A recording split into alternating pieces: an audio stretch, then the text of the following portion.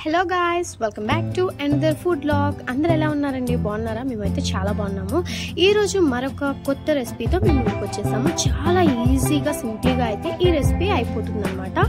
ఈ simply recipe కోసం ఒక కప్పు వరకు అయితే కొబ్బరిని తీసుకొని తురుముకొని మంచిగా మిక్సీ జార్లో వేసుకోవాలి. దాని తర్వాత ఒక కప్పు వరకు అయితే బెల్లం తీసుకోండి. నల్ల బెల్లం ఇంకా బాగుంటుంది. మేమైతే ఇది యూజ్ చేసుకున్నాం అనమాట. అలాగే ఒక కప్పు వరకు అయితే బియ్య పిండిని తీసుకోవాలి. ఒక 4-5 యాలకుల వరకు వేసుకుంటే మంచి ఫ్లేవర్ ఉంటుంది అనమాట. ఒక్కసారి స్పూన్తో అటు ఇటు కలిపేసి దీన్ని అయితే మిక్సీ పట్టుకోవాలి. ఇప్పుడు ఈ రెసిపీ ప్రిపేర్ చేసుకోవాలి కదా, దీనికోసం ఒక 2 స్పూన్స్ వరకు అయితే నెయ్యిని యాడ్ చేసుకోండి. నెయ్యి ఫ్లేవర్ అసలు సూపర్ ఉంటుంది. ఆ నెయ్యిలోకి మన దగ్గర ఏ డ్రై ఫ్రూట్స్ ఉన్నా పర్లేదు. మేమైతే ఇక్కడ బాదం అండ్ కిస్మిస్, జీడిపప్పు ఈ 3 అయితే తీసుకున్నాము. అసలు డ్రై ఫ్రూట్స్ లేకుండా స్వీట్ అనేది ఫినిష్ కాదనమాట. సో మీకు ఏ స్వీట్ అయితే ఇష్టమో కామెంట్ చేసి అయితే చెప్పండి. అదే విధంగా దీంట్లోకి మంచిగా కొబ్బరి ఉంటుంది కదా, వాటిని చిన్న చిన్న ముక్కలుగా కట్ చేసుకొని వాటిని కూడా అయితే ఫ్రై చేసుకొని చూసారా, ఈ విధంగా అయ్యాక ఒక కప్లోకి అయితే వీటిని తీసేసుకున్నాం అనమాట. అదే ప్యాన్ అలా ఉంచేసుకొని మనం ముందుగా ప్రిపేర్ చేసుకున్నాం కదా, చక్కగా వీటిని మిక్సీ పట్టుకున్నాం. చూసారా, ఈ విధంగా అయితే అయింది. దాన్ని మొత్తాన్ని మాడిపోకుండా సిమ్లో పెట్టేసుకొని అలా మొత్తం తీసేసుకొని చక్కగా తిప్పుకుంటూ కుక్ చేసుకోవాలి. అస్సలు మాడివ్వకండి, మాడితే స్వీట్ అసలు బాగోదు. చూసారా, మంచిగా ఇట్లా నెయ్యి అంతా పైకి తేలే విధంగా అలా కుక్ చేసుకోవాలి.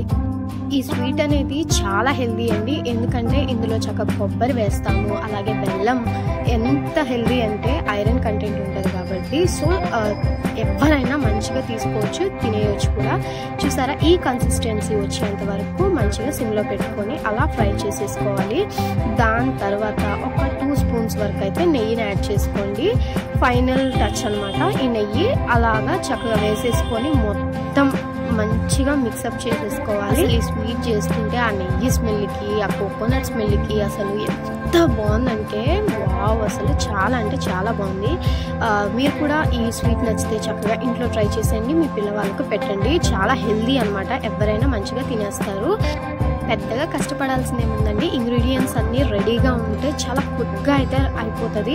తర్వాత మనం చేసుకున్న జీడిపప్పులు ఉన్నాయి కదా, అదే ఫ్రై చేసుకున్నాం కదా, వాటిని కూడా తీసేసుకొని వాటి మీద ఫైనల్గా అయితే పైన గార్నిష్ చేసేసుకోవాలి. అంతే అండి, ఈజీగా అయితే అయిపోతుంది. మీరు కూడా చక్కగా ట్రై చేసేయండి. అలాగే మా వీడియో నచ్చితే ఖచ్చితంగా వీడియోకి లైక్ చేయకుండా వెళ్ళిపోవద్దు, ప్లీజ్ అండి, లైక్ చేయండి. అలా మా ఛానల్ని సపోర్ట్ చేస్తూ ఉండండి. అండ్ ఈ స్వీట్ మీరు చేసుకొని ఎలా ఉందో కామెంట్ చేసి అయితే చెప్పండి. రొటీన్గా లడ్డూలు అవి ఇవి కాకుండా చక్కగా ఇలా అయితే ట్రై చేసేయండి. నాకైతే చాలా అంటే చాలా నచ్చింది, చాలా టేస్టీగా కూడా ఉంది. చూసారా, అసలు చూస్తుంటేనే నోరు ఊరిపోతుంది కదా. ఇంకెందుకు ఆలస్యం, మీ వాళ్ళకు కూడా చేసి పెట్టండి. ఇంతవరకు చూసినందుకు thank you. And like, share, subscribe. Bye bye.